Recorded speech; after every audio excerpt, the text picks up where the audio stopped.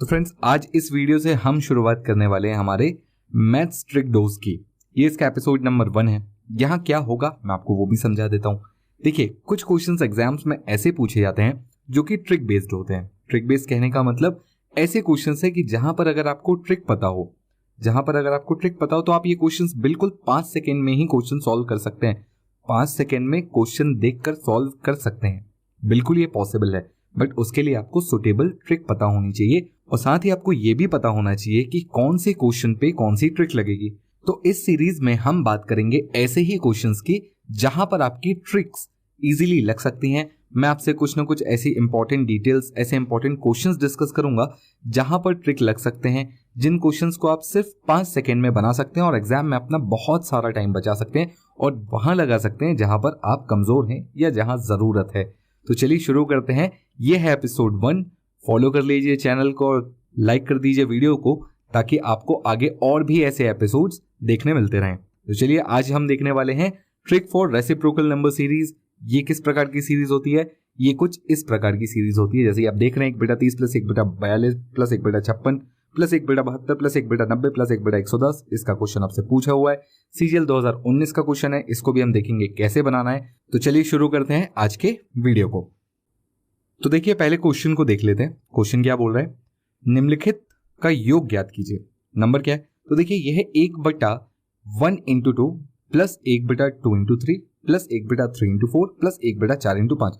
अब देखिए, कोई इस क्वेश्चन को इस तरीके से भी देख सकता है कि ये 1/2 है प्लस ये 1/3 दूनी 6 है प्लस ये 1/12 है प्लस ये 1/20 है। आप इसे इस तरीके से भी देख सकते हैं। बस यहां पर दिक्कत ये होगी कि आप बोलेंगे कि सर एलसीएम भी हम ले सकते हैं और इजीली क्वेश्चन बना सकते हैं, पर आप मुझे खुद बताइए क्या इसका एलसीएम लेना इजी होगा? चलिए, इस क्वेश्चन का एलसीएम लेना फिर भी इजी होगा, पर क्या होगा अगर ये सीरीज आगे बढ़ जाती है अपॉन 99 × 100 तक? उस केस में क्या आप इसका एलसीएम ले पाएंगे? बिल्कुल नहीं ले पाएंगे, है कि नहीं? तो हम इस क्वेश्चन पर यहां पर देखेंगे कि ट्रिक कैसे लगती है और क्या लग सकती है। सबसे पहले ये जो क्वेश्चन हमने लिखा है ना, इसके हर एक टर्म को थोड़ा सा ध्यान से देखिए। हर एक टर्म कहने का मतलब क्या है मेरा, उसको समझिए। ये जो पहला टर्म है इस पे क्या लिखा हुआ है? इस पे लिखा हुआ है 1/1 × 2। अच्छा, यहां पर ध्यान देने वाली बात क्या है कि ये जो 1 और 2 लिखा हुआ है ना, इसको अगर मैं 1/1 - 1/2 इस तरीके से लिख दूं तो फाइनली मुझे सॉल्व करने पर यही मिल जाएगा। यानी मैं ऐसा बोल सकता हूं कि चाहे मैं इसको इस तरीके से लिखूं या मैं इसको इस तरीके से लिखूं, दोनों में कोई अंतर नहीं है, ये दोनों आपस में इक्वल है। बोलिए, क्लियर है? बात समझ में आई आपको? तो सेकंड टर्म को मैं क्या लिख सकता हूं? सेकंड टर्म को लिख सकता हूं 1/2 - 1/3। थर्ड टर्म को क्या लिख सकता हूं? 1/3 - 1/4। और फोर्थ टर्म को क्या लिख सकता हूं? 1/4 - 1/5। इस तरीके से बीच में सबका प्लस साइन लगा हुआ था तो मैं प्लस साइन लगा देता हूं। अब आप ध्यान से देखिए कि होगा क्या। यहां पर ये जो फर्स्ट टर्म है इसको मैं क्या लिखने वाला था? इसको मैं लिखने वाला था 1/1 - 1/2। 1/1 - 1/2। बोलिए, क्लियर है? तो चलिए, अब यहां पर आप ध्यान से देखेंगे कि ये सारे नंबर्स आपस में कैंसिल हो रहे हैं और फाइनली जो बचता है वो है फर्स्ट टर्म और लास्ट टर्म। तो मैं इसको ऐसा लिख रहा हूं 1/1 - 1/5, क्योंकि इतना ही बचा हुआ है। तो ये कितना होगा? 5 - 1/5, यानी फाइनल आंसर होगा 4/5। अब देखिए, ये जो मैंने अभी प्रोसेस किया, अगर आपको ये पता है तो बिल्कुल आप अपना समय बचा लेंगे, बट क्या अभी भी आपका सफिशिएंट अमाउंट ऑफ समय बच पा रहा है? नहीं बच पा रहा है तो हम यहां पर एक छोटी सी ट्रिक सीखते हैं, छोटा सा तरीका देखते हैं। तरीका क्या है, चलिए देखते हैं। तो चलिए, अब आपके सामने क्वेश्चन लिखा हुआ है। क्वेश्चन क्या है? 1/T1 × T2 + 1/T2 × T3। इस तरीके से ध्यान रखने वाली बात क्या है, या इस पर एक छोटी सी कंडीशन क्या है इस टाइप के क्वेश्चंस पर? कंडीशन ये है कि इन दोनों टर्म्स के बीच का जो डिफरेंस है वो सेम होना चाहिए। दूसरी बात, जहां पर टर्म खत्म हुआ है सेम यहां से टर्म शुरू होना चाहिए। जैसे यहां पर T2 है तो यहां T2 से शुरू होगा और इनके बीच का डिफरेंस भी सेम D होना चाहिए। इसी प्रकार यहां पर T3 से खत्म हुआ है, ये चालू भी किससे होगा? T3 से होगा और इनके बीच का डिफरेंस भी D होगा। और सेम इस तरीके से चलते हुए Tm और T लास्ट और इनके बीच का डिफरेंस भी कितना होना चाहिए? D होना चाहिए। अगर इतना है, अगर ये कंडीशन सेटिस्फाई करती है तो इस क्वेश्चन का आंसर बहुत ही इजीली आप निकाल सकते हो। आंसर क्या होगा? 1/D into 1 by T1 minus 1 by T last, यानी लास्ट टर्म। बोलिए क्लियर है? बस इतना ही इसका आंसर होगा। आप बहुत इजीली इस टाइप के क्वेश्चंस को बना पाएंगे। अब चलिए जरा वापस पहले क्वेश्चन पर चलते हैं और वहां पर ये तरीका लगा के देखते हैं। देखिए, दो चीजें जाननी बहुत जरूरी हैं। पहला डिफरेंस क्या है, दूसरा पहला और आखिरी टर्म क्या होगा। अगर ये दो चीजें आपको पता है तो आप बहुत इजीली इस क्वेश्चन का आंसर बता सकते हैं। चलिए वापस चलते हैं क्वेश्चन पर।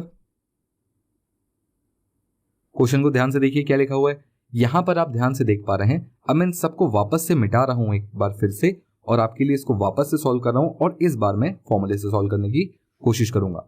देखिए यहां पर क्या लिखा हुआ है, डिफरेंस देखिए, डिफरेंस कितने का है, 1। यहां डिफरेंस 1 का, यहां डिफरेंस 1 का, यहां डिफरेंस 1 का, यानी डी की वैल्यू तो 1 आ गई।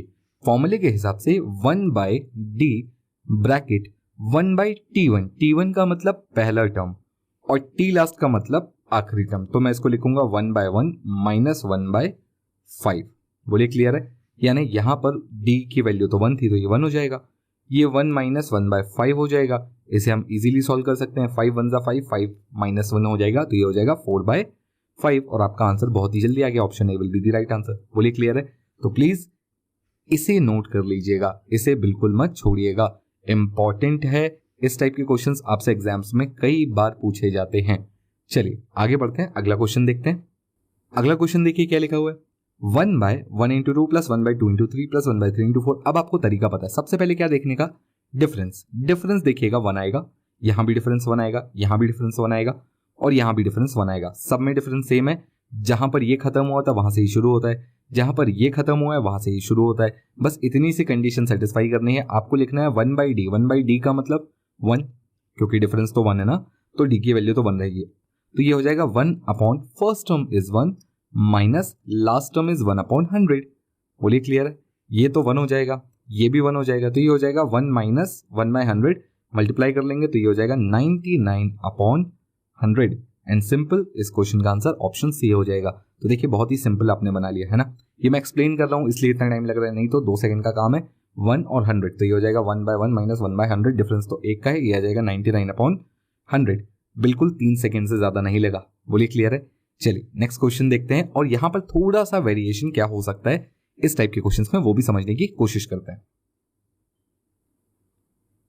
अब देखिए इस टाइप के क्वेश्चन में थोड़ा सा वेरिएशन क्या हो सकता है, तो वेरिएशन ये हो सकता है कि अब देखिए यहां पर डिफरेंस जो है वो 2 का आ गया।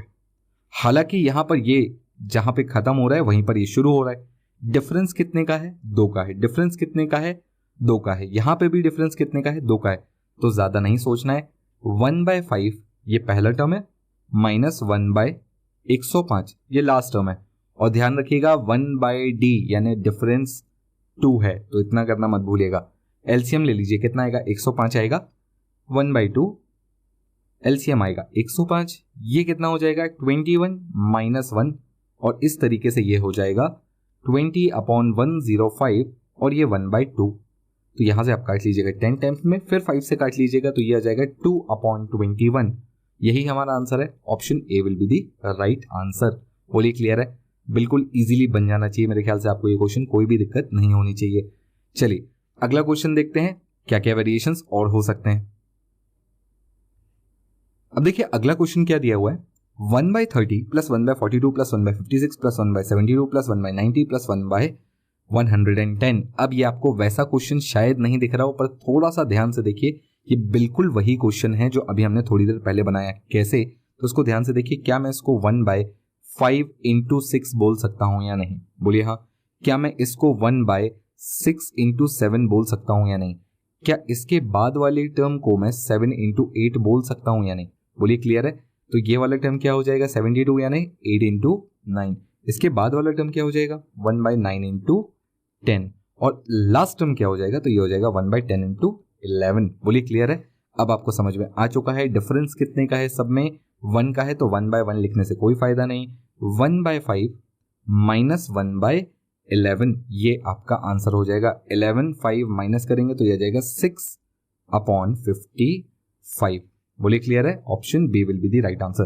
देखिए बिल्कुल इजी क्वेश्चन था कि नहीं? एसएससी सीजीएल 2019 का ही सवाल था। 19 में इस टाइप से 2 क्वेश्चन पूछे गए हैं। एक और क्वेश्चन देखता हूं, वो भी इसी टाइप से पूछा गया है। अगला क्वेश्चन, ये भी CGL 2019 का ही क्वेश्चन है। क्वेश्चन क्या है देखिए, 1/15, 1/35, 1/63, 1/99, 1/143। इसको फिर ध्यान से देखिएगा। 15 का मतलब 3 × 5, बोलिए हाँ। यहाँ पर 35 का मतलब 5 × 7, 63 का मतलब 7 × 9, 99 का मतलब 9 × 11 और 143 का मतलब 11 × 13। तो अब क्या करना है, कुछ भी नहीं करना है। फर्स्ट टर्म, लास्ट टर्म और डिफरेंस, बस इतना ही तो चेक करना है। डिफरेंस सबका 2 है, देख लीजिए सबका सेम डिफरेंस है, बिल्कुल है। अगर सबका सेम डिफरेंस है तो सबसे पहले 1/2 कर लीजिए, उसके बाद फर्स्ट टर्म यानी 1/3 माइनस लास्ट टर्म यानी 1/13। बोलिए क्लियर है, बात समझ में आई। अब इसको सॉल्व कर लीजिएगा। 1/2 ब्रैकेट में आ जाएगा 10/39। आंसर कितना होगा, 2 से काट लीजिएगा, 5/39 और ये आपका सही आंसर होगा, यानी option C will be the right answer. बहुत ही सिंपल आप इस क्वेश्चन को बना सकते हैं। बोलिए क्लियर है। बस यहां पर एक बात का और ध्यान दीजिएगा, सपोज इस सीरीज में यहां पर 2 लिखा होता, यहां पर 2 लिखा होता तो आप क्या करते, कुछ नहीं करते। सबसे पहले इस 2 को कॉमन ले लेते, यानी न्यूमरेटर में मुझे हमेशा 1 करना होगा। सब जगह 2 लिखा होता तो 2 को कॉमन ले लेता मैं, उस वक्त क्वेश्चन में 2 कॉमन आ जाता। 1/15 प्लस 1/35 प्लस 1/63 प्लस 1/99 प्लस 1/143, इस तरह से क्वेश्चन बन जाता है यहाँ पर। बोलिए क्लियर। इसको हमें सॉल्व करते आता है, 2 को एज इट इज बाहर रहने देते। इसका आंसर अभी अभी हमने निकाला 5/39 आता और फाइनल आंसर 10/39 आता। कब, जब ऊपर सब में 2 लिखा होता। अगर सब में 3 लिखा होता तो 3 कॉमन निकाल लेता, तो यहाँ पर 3 से मल्टीप्लाई करना पड़ता। बोलिए क्लियर है। अगर सब में 10 लिखा होता तो 10 कॉमन निकाल लेता और उसके बाद इसको सॉल्व करते तो हमको आता ही आता है।